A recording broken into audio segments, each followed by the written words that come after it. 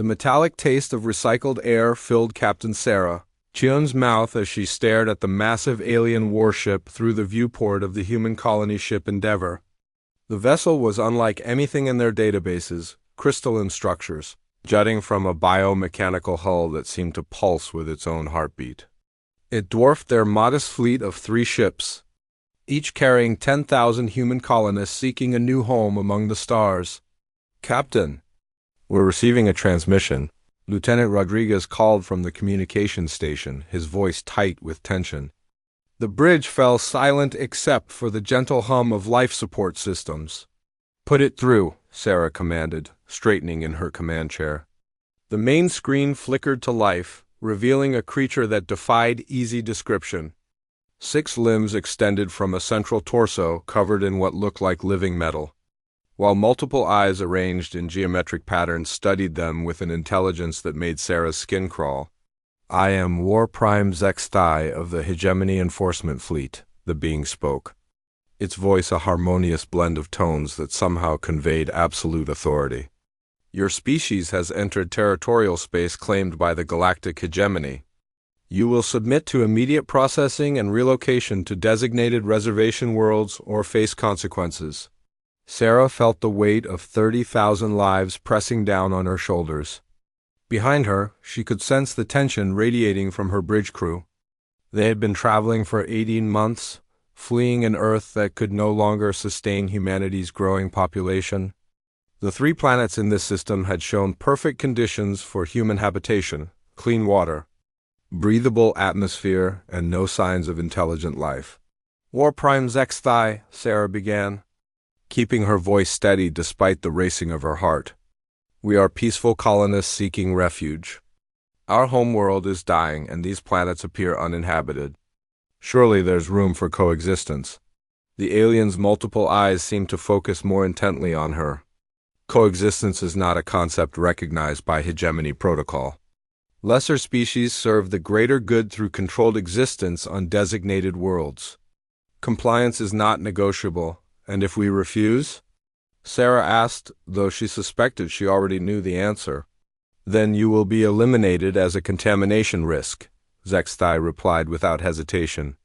"Your ships are primitive, your technology obsolete by hegemony standards. Resistance would be futile and brief." The communication ended abruptly, leaving the bridge in stunned silence. Sarah turned to her tactical officer, Commander James Park, a grizzled veteran of the Solar Defense Corps. "Assessment?" James's fingers danced over his console, reviewing the sensor data they'd managed to gather. "Their ship is approximately 50 times our mass, Captain. Energy signatures suggest weapons capability far beyond anything we possess. If they wanted to destroy us, they could do it in minutes." Sarah nodded grimly. She had expected as much, but hearing it confirmed made the situation feel even more hopeless. "Options?" "We could attempt to run," suggested Navigation Officer Yuki Tanaka. "Jump to another system before they can stop us." "With what fuel?" Chief Engineer Murphy interjected from the engineering station. "We're running on fumes as it is. We used most of our reserves getting here. Another jump would leave us stranded in deep space." Sarah stood and walked to the viewport, gazing out at the blue-green world that had represented hope just moments before. Now it seemed like a beautiful prison, tantalizingly close but forever out of reach. "Captain," Rodriguez called softly, "I'm picking up something else. Multiple smaller ships approaching from the far side of the system." "They're not hegemony design?" The tactical display updated to show 7 sleek vessels moving in formation toward their position. As they drew closer, details became visible, flowing, organic curves that seemed to blend technology with artistry. Sarah had never seen anything like them. "They're hailing us," Rodriguez announced. "On screen." The display shifted to show a being that was strikingly different from the hegemony representative. Tall and graceful, with elongated limbs and skin that seemed to shimmer with bioluminescent patterns. The creature radiated a sense of calm wisdom that was immediately comforting. "Greetings, humans," the being said, its voice melodic and soothing. "I am Keeper Veltar of the Sanctuary Alliance. We have been monitoring your situation. Sanctuary Alliance? Sarah asked. We are a coalition of species who oppose hegemony expansion and the subjugation of developing worlds, Veltar explained. Your species shows great promise, and these worlds you seek are indeed unclaimed by any legitimate authority. The hegemony's claim is based solely on proximity to their territory, not actual occupation or prior discovery. Sarah felt a spark of hope ignite in her chest. Are you saying we have a legal right to be here? According to the Galactic Accords established long before the hegemony rose to power, yes, Veltar confirmed. However, the hegemony rarely acknowledges such technicalities when they interfere with expansion goals. So what happens now? Sarah asked. Though part of her already suspected the answer would involve conflict, Veltar's bioluminescent patterns shifted to what Sarah somehow interpreted as sadness. War Prime Zexthai has already departed to summon the enforcement fleet. They will return within 3 standard days with sufficient firepower to eliminate both your ships and ours. The hegemony does not tolerate interference in their territorial claims. The bridge fell silent again as the implications sank in. Sarah realized that these beings, the Sanctuary Alliance, members were prepared to risk their lives to defend humanity's right to these worlds. It was both humbling and terrifying. Why? Sarah asked. Why would you risk yourselves for strangers? Veltar's expression was difficult to read, but something in their posture conveyed deep conviction. Because the galaxy becomes smaller and darker each time the hegemony consumes another world, another species. Your kind shows qualities that are becoming increasingly rare: adaptability, courage, and the willingness to seek new horizons despite great risk. These qualities must be preserved. Sarah looked around her bridge at the faces of her crew, determination mixed with fear, but also something else. A grim acceptance of what was to come. They had left Earth knowing they might never return. Now they faced the possibility that their journey would end not in a new home, but in the cold vacuum of space. What do you propose? Sarah asked. We stand together, Veltar replied simply. 7 of our ships and 3 of yours against whatever force the hegemony sends. It will not be easy, and I cannot promise victory. But sometimes the act of resistance matters more than the outcome. Sarah felt the weight of decision settling on her shoulders. 30,000 human lives hung in the balance, along with the unknown number of beings aboard the Sanctuary Alliance ships. But beyond that, she sensed something larger at stake. The principle that no species should be forced to surrender their freedom simply because another possessed superior firepower. How long do we have to prepare? She asked. 3 days felt like 3 minutes and 3 years simultaneously. The combined human and Sanctuary Alliance fleet worked frantically to prepare for the coming battle, sharing technology and tactical knowledge at a pace that would have been impossible under normal circumstances.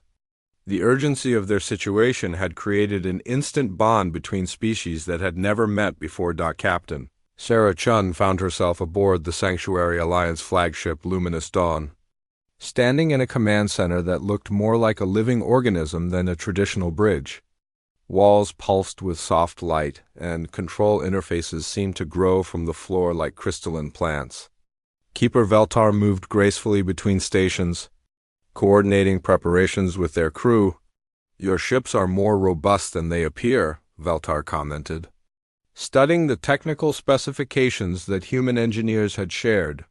The construction methods are primitive, but there's an elegant simplicity to them. Your people build to last. Sarah nodded, watching the joint exercises playing out on the tactical display. Human and Alliance ships moved in practiced formations, their coordination improving with each drill. We've learned to make do with what we have. Earth didn't have the luxury of abundant resources in our final years. That experience may serve you well here, observed Veltar's tactical officer, an insectoid being called Hive Singer Kess, whose compound eyes tracked multiple screens simultaneously. The hegemony relies heavily on overwhelming technological superiority. They rarely face opponents who can adapt quickly to changing circumstances. Through the transparent walls of the command center, Sarah could see human shuttles ferrying between ships as crews shared knowledge and resources. Chief Engineer Murphy had been particularly excited about the Alliance's power distribution systems, while Alliance engineers marveled at humanity's approach to structural redundancy.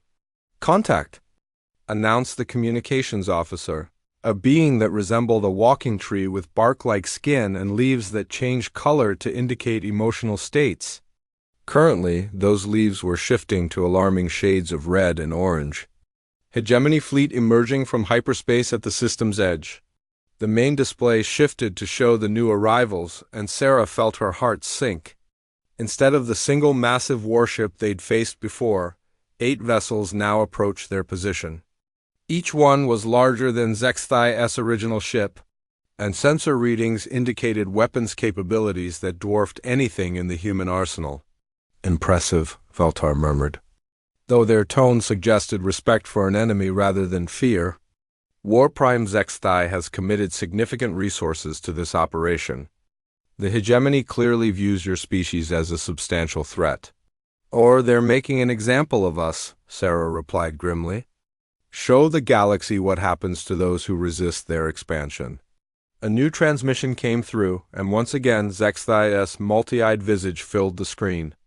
The War Prime's expression was unreadable, but something in the alien's posture suggested barely contained rage.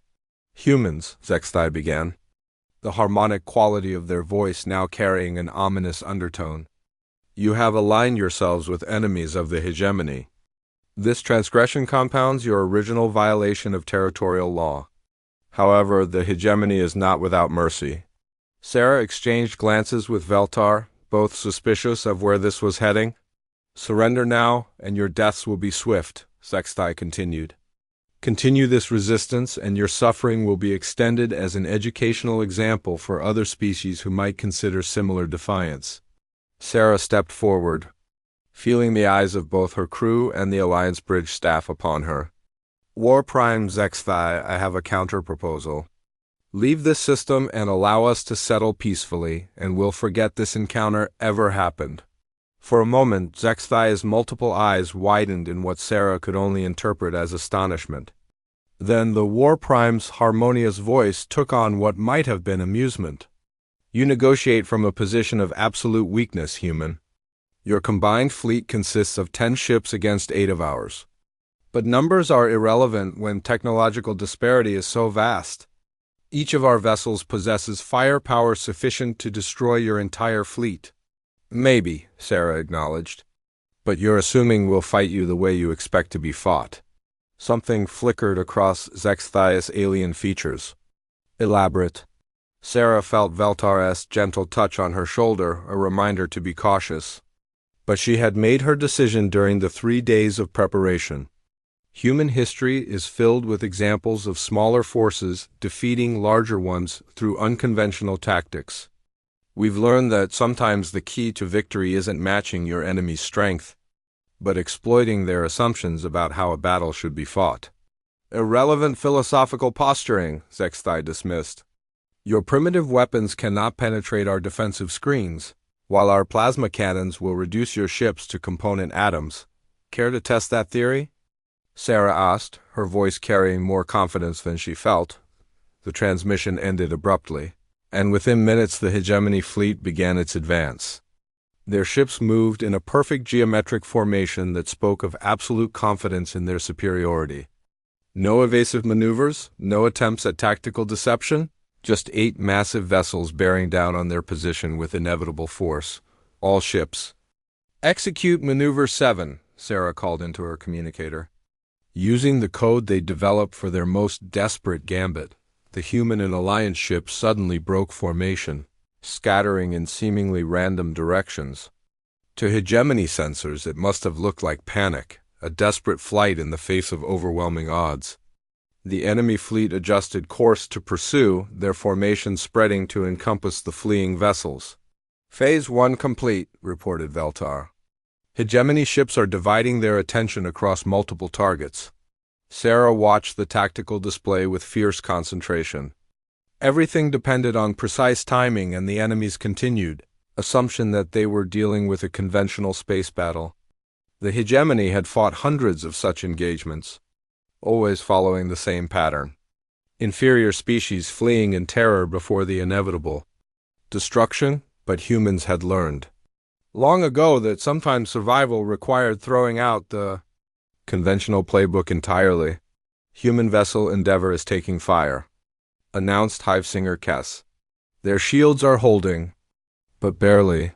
Sarah's jaw clenched as she watched her flagship, her home for the past 18 months, absorb punishment from hegemony plasma cannons.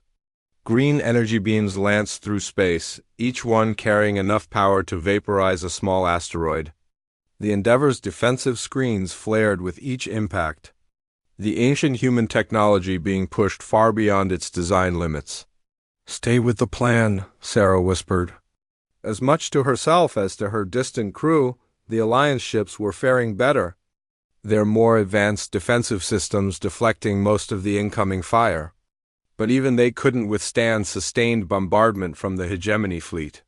One of the smaller Alliance vessels, a graceful craft that Veltar had called a song of mourning, took a direct hit that overwhelmed its shields.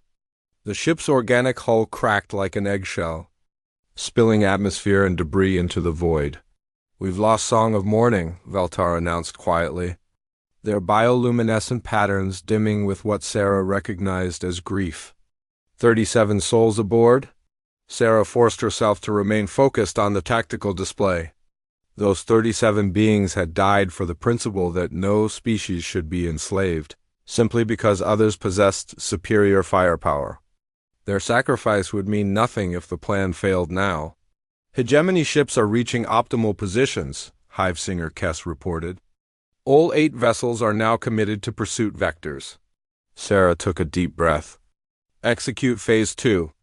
Across the system, 9 surviving ships suddenly reversed course with a precision that spoke of extensive drilling. Instead of continuing their apparent flight, they formed a complex 3-dimensional formation that brought them into close proximity with the scattered hegemony vessels. To the enemy it must have looked like suicide, inferior ships, deliberately closing to point-blank range with vastly superior opponents, but Sarah was counting on Zexthias' assumption that this was desperation rather than strategy.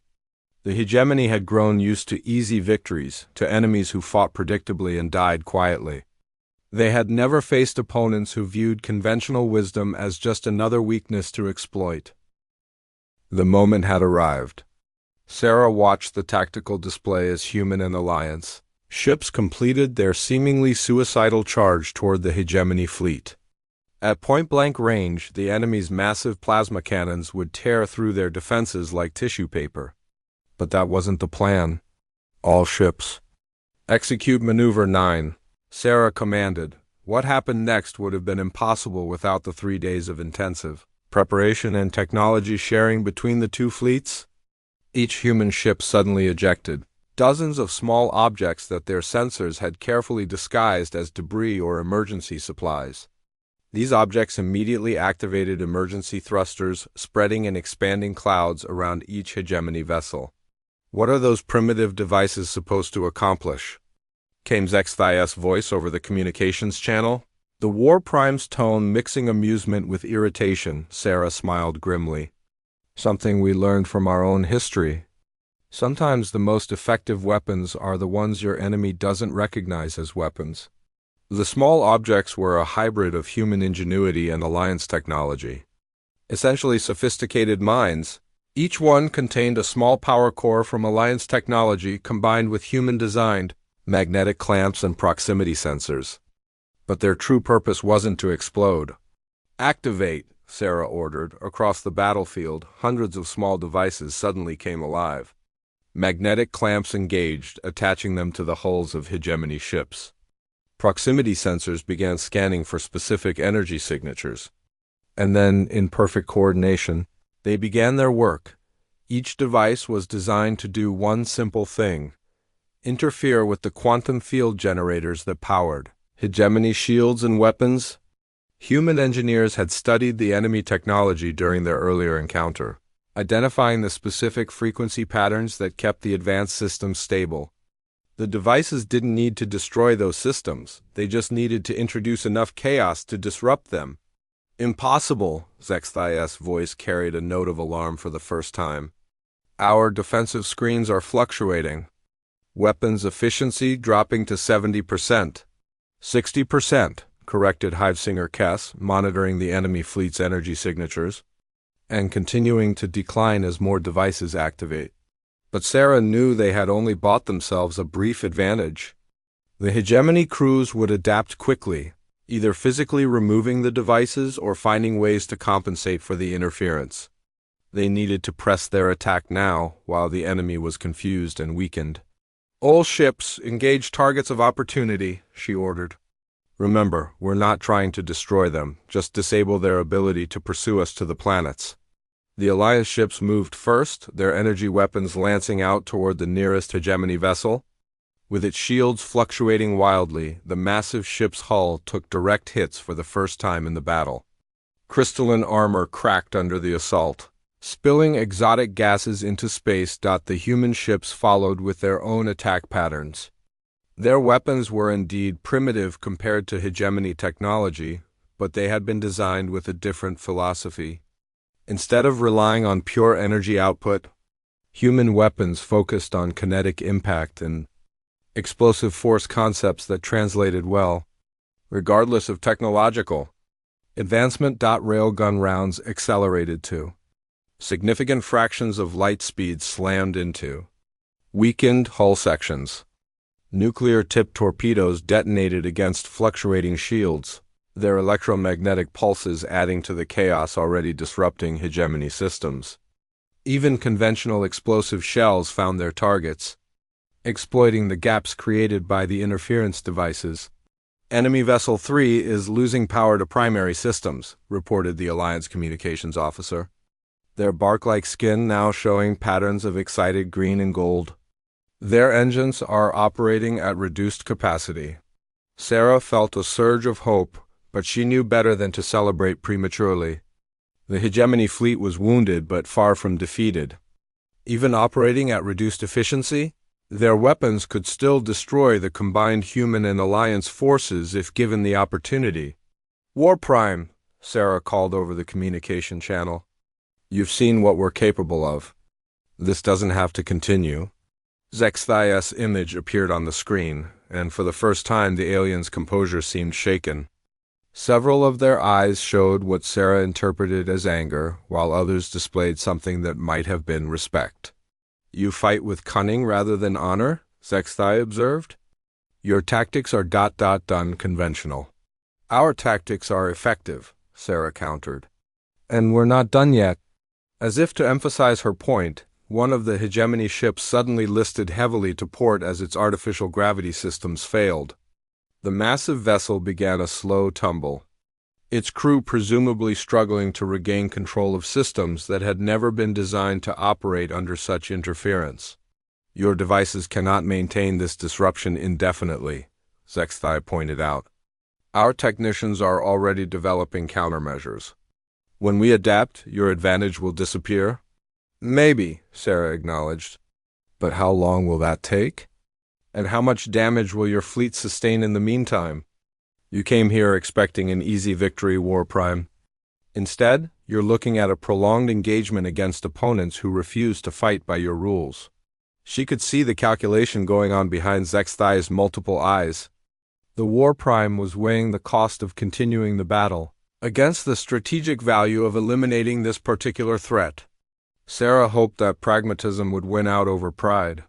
"Furthermore," Veltar interjected, their melodious voice carrying subtle harmonics that seemed designed to influence hegemony psychology, "this engagement is being monitored by multiple species throughout the sector.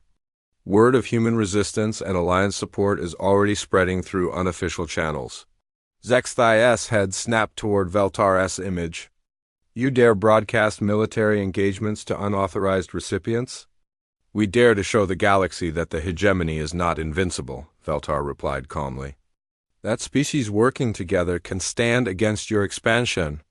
Every moment this battle continues, every hegemony ship that sustains damage proves that resistance is possible." Sarah realized what the Alliance was really doing. This wasn't just about securing these 3 planets for human colonization. It was about lighting a spark of hope in species throughout the galaxy who had resigned themselves to eventual hegemony subjugation. The longer they held out, the more that spark would spread. "You are making this personal," Zexthai accused, their harmonic voice carrying undertones of genuine anger. "The hegemony brings order to the galaxy. Our expansion serves the greater good by preventing the chaos that results from uncoordinated development." "Whose definition of order?" Sarah asked. "Whose idea of the greater good? You're talking about enslaving entire species because you've decided you know better than they do how they should live." "We are talking about survival," Zexthai snapped. "The galaxy is finite. Resources are limited. Without central coordination, competing species will inevitably destroy themselves and each other in conflicts over territory and materials." Sarah felt a moment of understanding. The hegemony wasn't evil in their own minds. They genuinely believed they were saving the galaxy from itself. That made them more dangerous than simple conquerors, because they had the conviction of absolute certainty in their cause. "And what about the right to self-determination?" she asked. "The right of each species to make their own choices, even if those choices lead to conflict?" "Rights are luxuries that require stability to exist," Zexthai replied. "We provide that stability at the cost of freedom. Freedom is another luxury. Order comes first." The philosophical debate might have continued, but the battle was far from over. Sarah noticed that the interference from their devices was indeed beginning to diminish as hegemony technicians found ways to compensate. Shield strength on enemy vessels was slowly climbing back toward normal levels. "All ships," she called to her fleet, "prepare for Phase 3. If the hegemony expected them to retreat now that their initial advantage was fading, they were about to be disappointed. Sarah had learned something important about their opponents during this engagement. For all their technological superiority, the hegemony had grown complacent. They expected other species to fight according to established patterns, to accept defeat gracefully when faced with overwhelming odds, but humans had never been good at accepting the impossible. Phase 3 was the most desperate gambit yet. Born from a conversation between Chief Engineer Murphy and his Alliance counterpart during their intensive preparation period. Murphy had been fascinated by the organic nature of Alliance technology, while the Alliance engineer had marveled at humanity's approach to redundant systems and emergency protocols. "All human vessels," Sarah broadcast on a secure channel. "Initiate Murphy Protocol." Across the human fleet, chief engineers began implementing a modification that would have been considered insane under normal circumstances. They began systematically overloading their ship's power cores, pushing the fusion reactors far beyond safe operating parameters. Warning lights flashed red throughout human vessels as automatic safety systems screamed protests that were systematically overridden. "Captain," came Murphy's voice from the Endeavor, strain evident in his tone. "Core temperature approaching critical levels. We've got maybe 10 minutes before containment failure." "Understood, Chief," Sarah replied. "All Alliance vessels, you know what to do." The Alliance ships had their own role in this mad plan.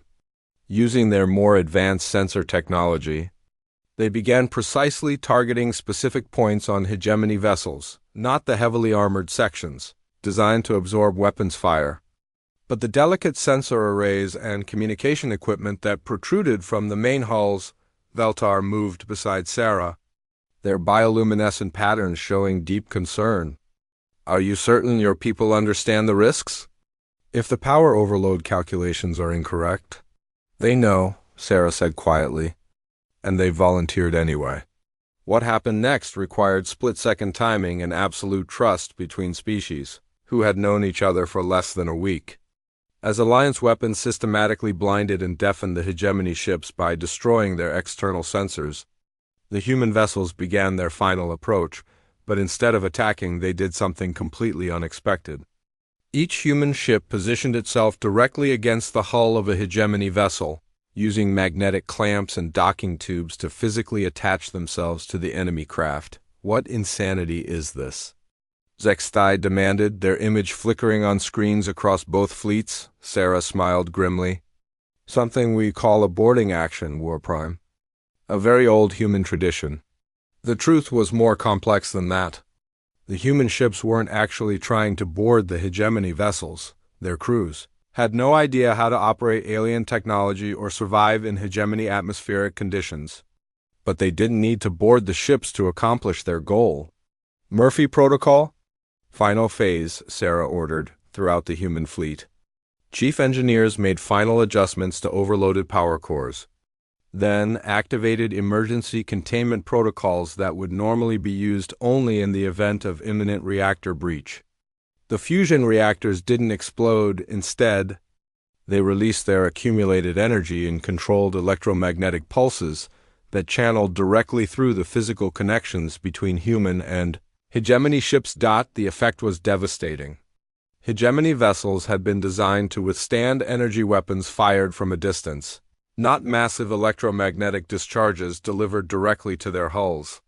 Electrical systems throughout the enemy fleet began cascading failures as circuits overloaded and computer cores crashed. Impossible, Zextai breathed, their harmonic voice distorting as their own ship systems flickered. No species would sacrifice their vessels in such a manner. You still don't understand us, Sarah replied. We're not sacrificing our ships, we're using them as weapons. The human vessels were indeed severely damaged by the electromagnetic discharge, their own systems falling victim to the energy pulse they had generated. But they had been designed with extensive redundancy and manual backup systems. Human crews could still operate essential functions even with most of their computers offline. The hegemony ships, by contrast, relied heavily on automated systems and centralized computer control. With their electronic brains scrambled, the massive vessels began drifting helplessly through space, their crews struggling to regain control of systems that no longer responded to commands. All human vessels. Implement emergency separation, Sarah ordered, explosive bolts fired, severing the physical connections between human and hegemony ships. The human fleet pulled back, their battered vessels limping away from the enemy formation on backup power and manual control. Status report, Sarah called. Endeavor reporting, came Murphy's voice, now tinged with exhaustion but carrying a note of satisfaction. Main reactor offline, life support on backup power, but we're alive and mobile. Similar reports came in from the other human ships. They were hurt badly, but they were still functional. More importantly, they were still free. The hegemony fleet was a different story. 8 massive warships floated dead in space, their hulls intact but their electronic systems completely fried. Through the viewports of their bridge, Sarah could see lights flickering irregularly as enemy crews worked frantically to restore basic functionality. War Prime Zextai, Sarah called. Your fleet is disabled. Your weapons are offline. Your engines are dead. I'm offering you one last chance to withdraw from this system. There was a long pause before Zextai responded, and when the alien's voice finally came through, it carried a quality Sarah had never heard before: uncertainty. Human tactics are unprecedented, the War Prime admitted.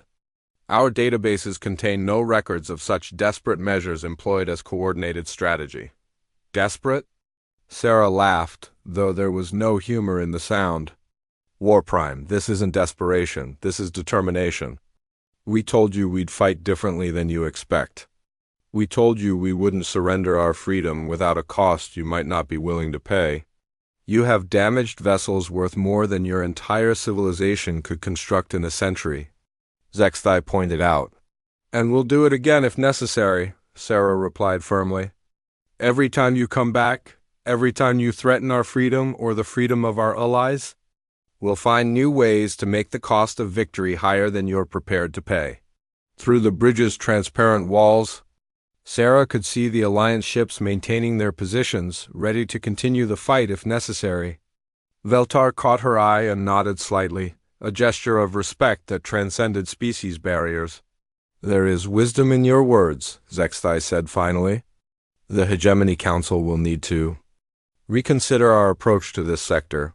Sarah felt a surge of hope, but she knew better than to celebrate prematurely. "Does that mean you're withdrawing your claim to these worlds?" "It means," Zexthai said carefully, "that this matter requires consultation with higher authorities. The Council has not encountered resistance of this nature before. New protocols may be required." It wasn't a complete victory, but it was a reprieve. Time for the human colonists to establish their settlements.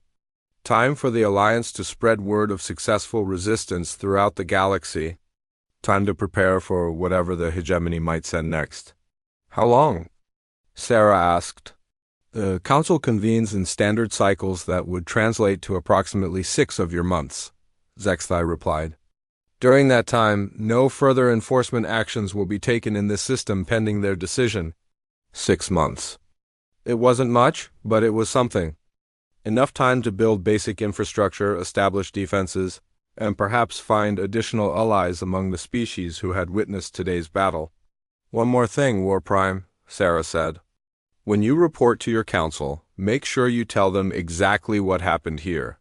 How 3 human ships and 7 Alliance vessels stood against 8 of your most powerful warships and fought you to a standstill. Make sure they understand that this galaxy is changing and that other species won't simply accept subjugation anymore." Zexthai's multiple eyes studied her for a long moment. "The report will be accurate and complete," the alien promised. "But I must warn you, the Council's response may be far more severe than today's enforcement action. You have proven that your species represents a significant threat to hegemony expansion goals. Then they'd better be prepared to pay the price for trying to eliminate that threat," Sarah replied. "Because we're not going anywhere." 4 months had passed since the battle that the galaxy was beginning to call the Stand at 3 Worlds. Sarah stood on the observation deck of the newly constructed orbital station Haven's Rest, watching as the last of the hegemony recovery vessels disappeared into hyperspace. It had taken them nearly 2 weeks to restore enough functionality to their warships to limp away, and their departure had been watched by representatives from dozens of species throughout the sector, the 3 planets below, now officially named Haven. Sanctuary and New Terra by the human colonists showed the rapid progress of determined settlers.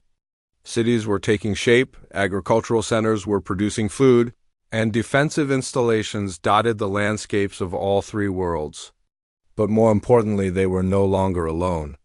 "Approach vector authorized for Delian Fleet," came the voice of Traffic Control Officer Martinez, formerly of the Endeavor's communications staff.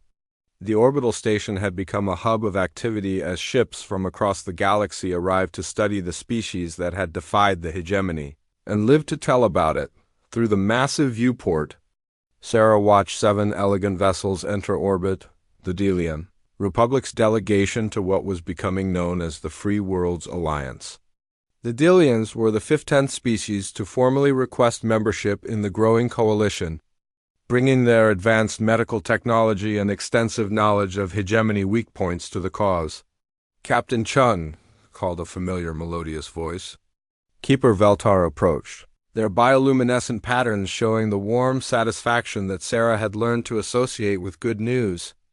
"The Delian delegation has brought something remarkable, detailed intelligence on Hegemony Council proceedings." Sarah raised an eyebrow. "How detailed?" "Complete transcripts of the debate regarding our resistance," Veltar replied. "It seems our victory has caused significant philosophical divisions within the Council.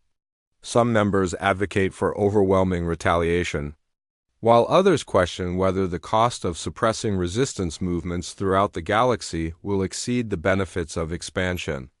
They walked together toward the station's main conference room, where representatives from 23 different species had gathered for the daily intelligence briefing. The diversity was stunning. Beings of crystalline structure conversed with aquatic species in portable atmosphere tanks, while energy-based life forms flickered in specialized containment fields. Commander Park, now serving as military coordinator for the Alliance, stood before a holographic display showing the current galactic political situation. Red zones indicated confirmed hegemony territory, while blue zones marked free Alliance space. But most interesting were the growing, Number of yellow zones, systems where resistance movements had begun organizing after hearing about the stand at 3 worlds. Intelligence. Reports confirm that 17 sectors have experienced some form of organized resistance in the past 4 months. Park was saying to the assembled delegates. Most are still in the early planning stages, but 3 have progressed to active operations. A chittering sound came from the Insectoid Collective's representative, which the translation matrix rendered as, query, has hegemony response to resistance movements followed predictable patterns? That's where it gets interesting, Park replied, highlighting several star systems on the display. Instead of their usual overwhelming force response, the hegemony has been deploying smaller reconnaissance fleets. They appear to be studying resistance tactics rather than simply crushing them. Sarah exchanged concerned glances with Veltar. They're learning from our example. Precisely, confirmed Hive Singer Kess, who had become the Alliance's primary intelligence analyst. War Prime Zexthai-S report to the Council was extraordinarily detailed. They now have complete tactical analyses of every unconventional strategy we employed. Dr. Elizabeth Hayes, the Chief Science Officer from the New Horizon and now Head of Alliance Research and Development, leaned forward in her chair. But that works both ways.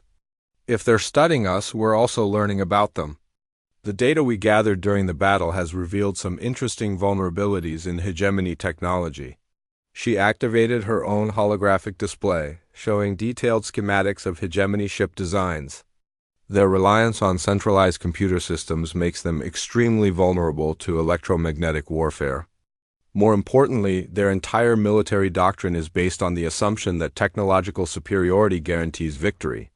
Assumption proven false, observed the Mechanical Conclave's delegate. A robotic entity whose optical sensors flashed in patterns that Sarah was still learning to interpret. Exactly, Dr. Hayes continued. But they're not stupid.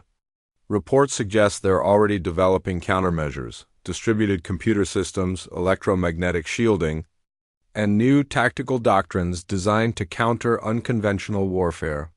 The room fell silent as the implications sank in. The victory at 3 Worlds had bought them time and allies, but it had also taught the hegemony how to fight against species who refuse to follow conventional military wisdom. How long before they're ready? Sarah asked. Based on their previous technological development cycles, probably 8 to 12 months, Dr. Hayes replied. But that assumes they're starting from scratch. If they repurpose existing technology, it could be much faster. Sarah stood and walked to the large viewport, gazing out at the bustling orbital traffic. Supply ships from Alliance worlds, refugee vessels carrying species fleeing hegemony expansion, and military craft from the growing defensive fleet. In 4 months, they had built something unprecedented in galactic history, a coalition of species united not by conquest or common origin, but by shared commitment to freedom. Recommendations? She asked the room. Accelerate recruitment efforts, suggested the Aquatic Federation's representative, her gill slits fluttering with urgency. More species means more unconventional tactics. More perspectives on how to fight an enemy that views warfare as a mathematical equation. Agreed, added the delegate from the Nomad fleet, a collection of species who had lived in mobile ships for generations. But we also need to establish fallback positions. If the hegemony returns with overwhelming force, we need places to retreat and regroup. Veltar's patterns shifted to contemplative blue and silver. There is another option. The ancient precursor ruins in the Veil Nebula archaeological. Evidence suggests they contain technology that might level the playing field. The mention of the precursors sent a ripple of excitement and fear through the room. The ancient civilization had vanished millennia ago, leaving behind artifacts that defied understanding even by current galactic standards. Most species considered precursor ruins too dangerous to explore, but desperate times called for desperate measures. What kind of technology? Sarah asked. Unknown, Veltar admitted. But the energy signatures from the ruins suggest power generation capabilities that exceed anything currently known. If we could understand even a fraction of their technology, It could give us the edge we need, Sarah finished. What would it take to mount an expedition? Volunteers? Commander Park said grimly. The Veil Nebula is in disputed space between hegemony and consortium territory. Getting there would be dangerous enough, but the ruins themselves. He shook his head. Dozens of expeditions have tried over the centuries. Few return, and those that do often refuse to speak about what they found. Sarah made her decision with the same instinct that had led her to resist Zexthai's initial ultimatum. I'll go. Captain, Veltar protested, their patterns shifting to alarmed orange and red. The Alliance needs your leadership here. You cannot risk yourself on what might be a futile mission. The Alliance needs hope more than it needs me, Sarah replied. If we can find something in those ruins that gives us an advantage when the hegemony returns, it's worth the risk. I'm coming with you, Dr. Hayes said firmly. If there's precursor technology to be analyzed, you'll need a science team. And military support, added Commander Park. Count me in. One by one, other representatives began volunteering for the expedition. Not all of them. The Alliance needed experienced leaders to continue building their defenses, but enough to mount a proper research mission with the skills needed to survive whatever dangers the precursor ruins might contain. Very well, Sarah said finally. We'll take a small fleet, fast ships that can avoid hegemony patrols. Dr. Hayes will lead the science team. Commander Park will handle military operations, and Keeper Veltar will coordinate with Alliance leadership here. When do we depart? Asked the Nomad Fleet delegate. Sarah looked out at the thriving civilization they had built in just 4 months, then at the star charts showing growing resistance movements across the galaxy. Somewhere out there, the hegemony was preparing their response to the challenge of free species working together. Time was running out. Tomorrow, she decided. We've got 6 weeks before their deadline expires, and I want to be back with whatever we find before they return in force. As the meeting broke up and delegates began making preparations for either the expedition or continued defense of the free worlds, Sarah remained at the viewport. In the distance, she could see the running lights of construction ships, building the massive orbital defense platforms that would guard their new home. But she knew that the Veil Nebula was a graveyard of dead stars and shattered worlds, where cosmic radiation and gravitational anomalies made navigation treacherous even for the most experienced pilots. The Alliance Expedition Fleet, 5 fast reconnaissance ships carrying representatives from 8 different species, had been traveling through the nebula for 3 days when they finally detected the energy signature Veltar's archives had described. Contact, announced Lieutenant Kim from the lead ship Pathfinder, her voice tight with concentration. Massive artificial structure bearing 27 Mark IV. Distance approximately 50,000 kilometers. Sarah leaned forward in the captain's chair, studying the sensor readings with growing amazement. The structure ahead of them defied easy categorization. Part space station, part city, part something that her mind couldn't quite process. Crystalline spires twisted through what appeared to be solid matter, while energy patterns flowed along surfaces that seemed to exist in more dimensions than her eyes could track. By the stars, whispered Dr. Hayes from the science station. The energy output alone is off our scales. Whatever's powering that thing makes our most advanced reactors look like candles. Commander Park frowned at his tactical display. I'm not reading any weapon signatures, but with that much power available, they could probably turn the entire structure into one massive weapon if they wanted to. They? Sarah asked. Figure of speech, Park clarified quickly. All indications are that this place has been dead for millennia. The expedition approached cautiously, every sensor scanning for signs of danger or automated defenses. But the precursor station, if that's what it was, remained silent, its massive bulk rotating slowly against the backdrop of the nebula's glowing gases. Docking ports identified, reported the Delian pilot aboard the Swift Current.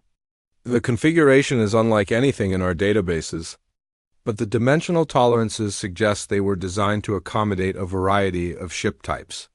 Sarah made the decision that would either save the Alliance or doom them all. All ships maintain formation and approach the designated docking area. Science teams prepare for immediate deployment upon securing atmosphere locks.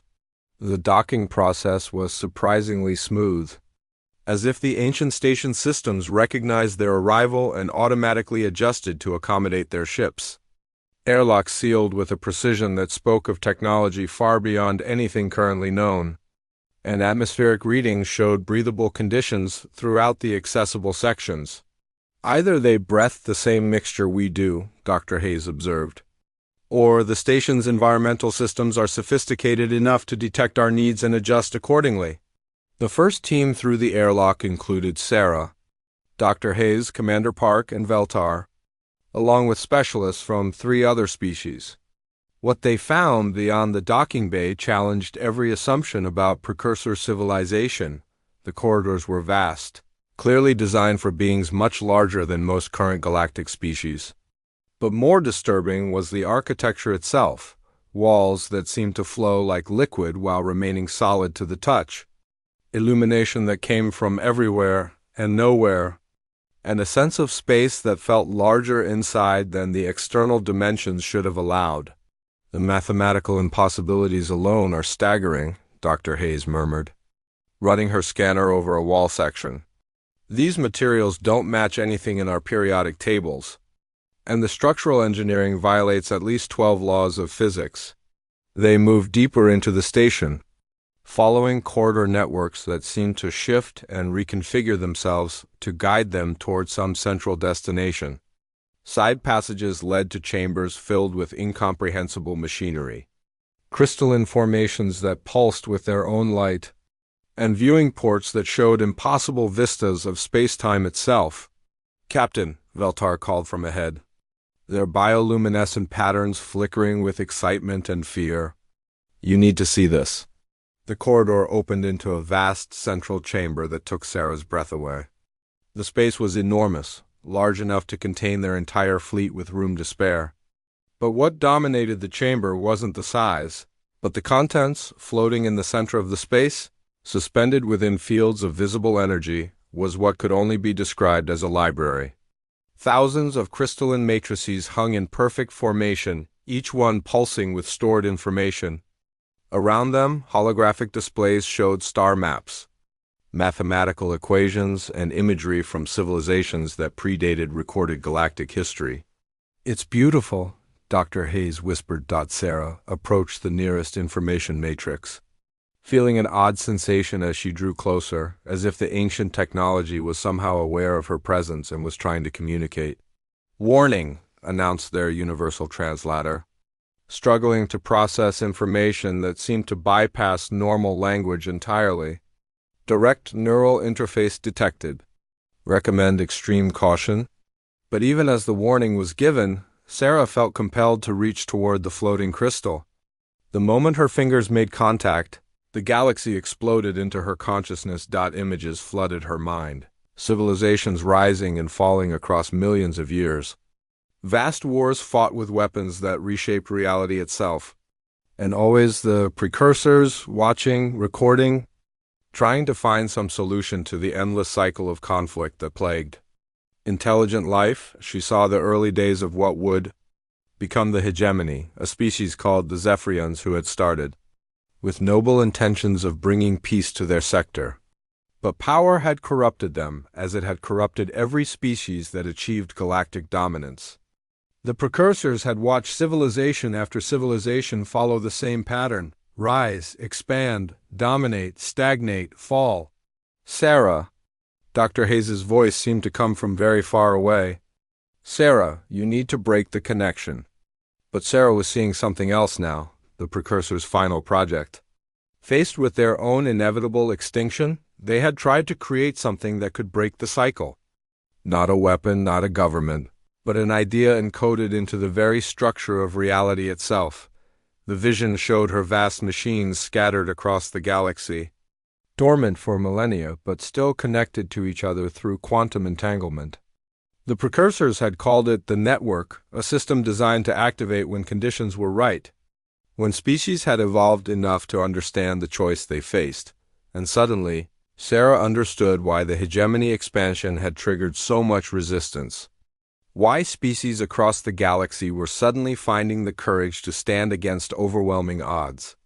The network was awakening, broadcasting a subtle influence that strengthened the very qualities the precursors had valued: cooperation, adaptability, the willingness to sacrifice for others' freedom. The connection broke abruptly, leaving Sarah gasping on the chamber floor with her team gathered anxiously around her. "What did you see?" Veltar asked, their patterns cycling through worried oranges and reds. Sarah struggled to her feet, her mind still reeling from the vast scope of what she'd witnessed. The precursors, they didn't disappear. They chose to become something else.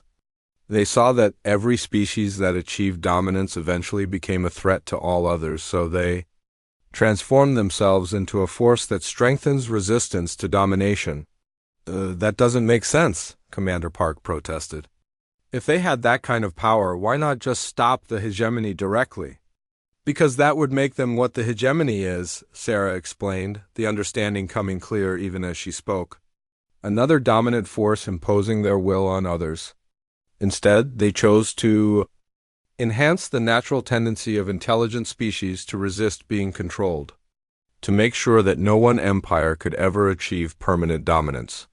Dr. Hayes was scanning the information matrices with increasing excitement. "The quantum resonance patterns here? They're connected to something vast, a network spanning the entire galaxy, and it's been growing stronger over the past several months. Since our resistance began," Sarah realized, "we weren't just lucky or clever in our fight against the hegemony. We were being helped, not directly, but our natural human stubborn streak was being amplified." "And not just humans," Veltar added, their patterns shifting to thoughtful blues and greens. "Every species that has joined the Alliance has shown enhanced cooperation abilities, greater willingness to take risks for mutual benefit. I attributed it to the crisis bringing out the best in us, but it's more than that," Sarah finished. "The network is real, and it's been helping us without us even knowing it." Commander Park looked skeptical. "So what do we do with this information? How does it help us when the hegemony returns?" Sarah turned back to the floating information matrices, feeling the vast intelligence within them calling to her. "We learn. We understand what the precursors were really trying to teach us, and we find a way to share that knowledge with every species in the galaxy." She reached toward another crystal, and this time she was ready for the flood of information. The second matrix contained technical specifications, not for weapons or shields, but for communication devices that could reach every inhabited world simultaneously. The precursor's final gift, a way to wake up the entire galaxy at once. "Dr. Hayes," Sarah called, her voice filled with new determination. "Howdy are?" Hayes studied the schematics flowing through the holographic displays. The galaxy-wide broadcast began at exactly the moment the hegemony deadline expired. From the makeshift transmitter array orbiting New Terra, a signal propagated through quantum entanglement networks that had been dormant for millennia, reaching every inhabited world simultaneously. The message was simple but profound. The choice between freedom and security was before every species in the galaxy, and they no longer had to face that choice alone. Captain Sarah Chun stood in the command center of the rebuilt orbital station, watching as responses flooded in from across known space. The display showed a real-time map of the galaxy, with each world that acknowledged the broadcast lighting up in brilliant blue. Within the first hour, over 3,000 systems had responded.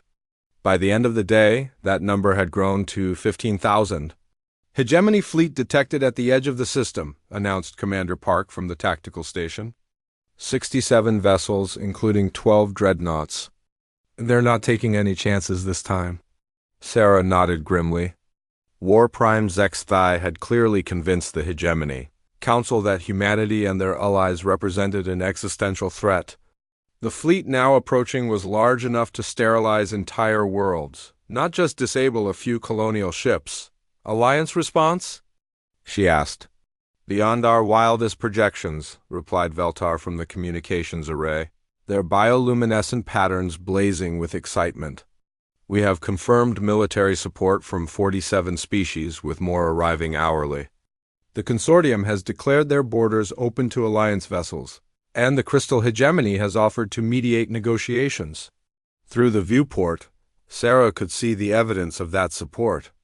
Alliance ships continued to arrive in system, not just the small reconnaissance vessels that had made up their original fleet, but massive battleships from species that had remained neutral for centuries. The Titan builders had sent 3 of their legendary fortress ships, while the Void Swimmers had contributed a dozen of their space-folding vessels that could appear anywhere in the system instantly, but most impressive was the human contribution. Word of the stand at 3 worlds had reached Earth through hidden communication channels, and humanity's homeworld had responded by sending their newest, deep space vessels, ships designed with the harsh lessons of interstellar colonization in mind.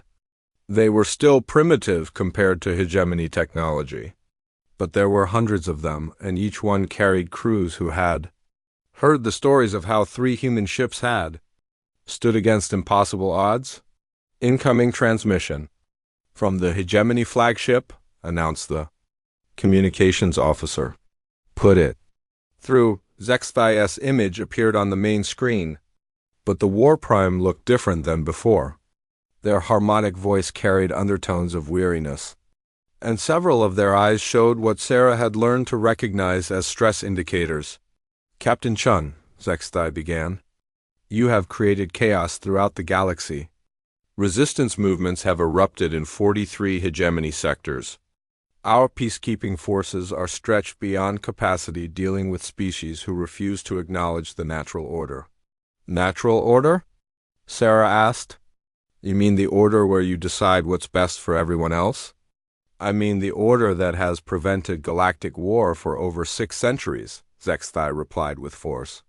The hegemony brings stability, prosperity, and peace to billions of worlds. Your rebellion threatens to return the galaxy to the dark ages of constant conflict between competing species.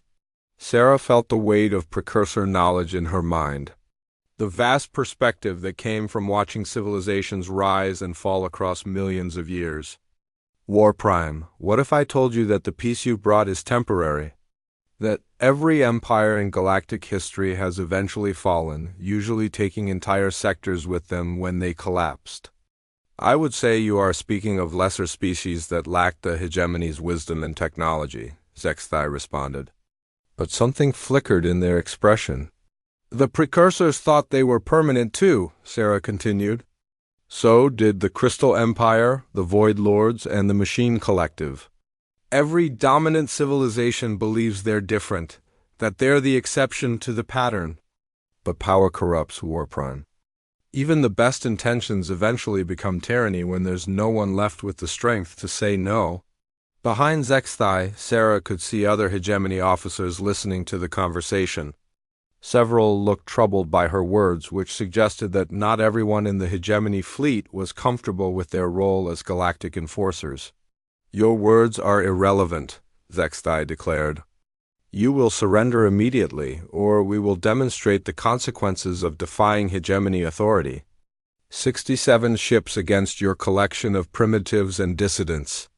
The outcome is inevitable, is it? Sarah asked. Let me show you something. She nodded to Dr. Hayes, who activated the tactical display visible to both fleets. Instead of showing ship positions, it displayed the galaxy-wide communication network, with thousands of blue lights indicating worlds that had declared support for the Alliance cause. This is what you're really fighting, Sarah said. Not just our ships, not just our weapons, but an idea that's spreading faster than you can contain it. The idea that freedom is worth the risk of chaos. That cooperation is stronger than domination, and that no species has the right to decide the fate of all others. Ideas cannot stop plasma cannons, Zexthai replied. But their voice lacked its earlier certainty, can't they? War Prime, look around your bridge. Look at your officers' faces. How many of them joined the hegemony to bring peace to the galaxy? How many are starting to wonder if what you're doing here is really serving that goal? The camera angle on Zexthai's transmission shifted slightly, and Sarah could indeed see expressions of doubt on several hegemony faces. The galaxy-wide broadcast had included testimonials from species throughout known space stories of cooperation, innovation, and mutual aid that painted a very different picture of what galactic civilization could become. Final warning. Captain Chun, Zexthai said, but the words came out mechanical, as if they were reciting from a script they no longer believed in. No, Sarah replied firmly. No more warnings, no more ultimatums, no more demands for surrender. We've made our choice, War Prime. We choose freedom, with all the risks and chaos that entails. And we're not alone anymore. As if summoned by her words, space around the three worlds began to fill with ships. The quantum-fold drives of the Void Swimmers activated, bringing dozens of vessels from across the galaxy directly into the system. Alliance fleets that had been traveling toward the confrontation for weeks finally arrived, their crews ready to fight for the principle that no species should bow to another simply because of technological superiority. By the eternal void, whispered one of Zexthai's officers, and Sarah could hear the awe in their voice. The Alliance fleet now numbered in the thousands, representing more species than had ever cooperated in galactic history, but Sarah knew that numbers alone wouldn't win this battle. The hegemony ships still possessed overwhelming technological advantages, and in a straight fight, even thousands of Alliance vessels would eventually be destroyed. Fortunately, she had never intended to fight a straight fight. All Alliance vessels, she broadcast on the fleet-wide channel, implement Protocol 7. What happened next would be studied by military historians for centuries to come. Instead of forming traditional battle lines or attempting conventional tactical maneuvers, the Alliance fleet began a complex dance that utilized the unique capabilities of each species, the Void. Swimmers folded space to place. Hegemony ships inside clouds of superheated plasma ejected by the Fire Dancers' living ships. The Machine Collective's vessels began broadcasting viral programs designed to infect and confuse hegemony computer systems. The Crystal Empire's remnant fleet used their reality-shaping technology to create gravity wells that trapped enemy ships in impossible orbital mechanics, and throughout it all, human ships continued to do what they did best: adapt, improvise, and turn desperate situations into tactical advantages. Murphy's protocol was implemented on a massive scale, with dozens of human vessels using their overloaded reactors to deliver electromagnetic pulses directly to hegemony hulls. This is impossible. Zexthai's voice crackled with static as their ship systems flickered under the assault. No force in the galaxy fights this way. That's exactly the point, Sarah replied. You've spent centuries learning how to defeat enemies who fight like you do. But we're not fighting like you. We're not even fighting like us. We're fighting like everyone, every species, every perspective, every unconventional idea that 50 different civilizations can contribute. The battle raged for 3 hours. But it was unlike any conflict in recorded galactic history. Instead of the orderly destruction that characterized hegemony victories, space around the three worlds became a chaotic symphony of impossible tactics and reality-bending strategies. When it ended, not a single ship had been destroyed. Instead, the hegemony fleet hung motionless in space, their crews unconscious from exposure to the empathic collective's emotion-dampening fields. They would wake in a few hours with no physical damage, but with a very different perspective on what they had been trying to accomplish. War Prime Zexthai, Sarah broadcast to the disabled flagship.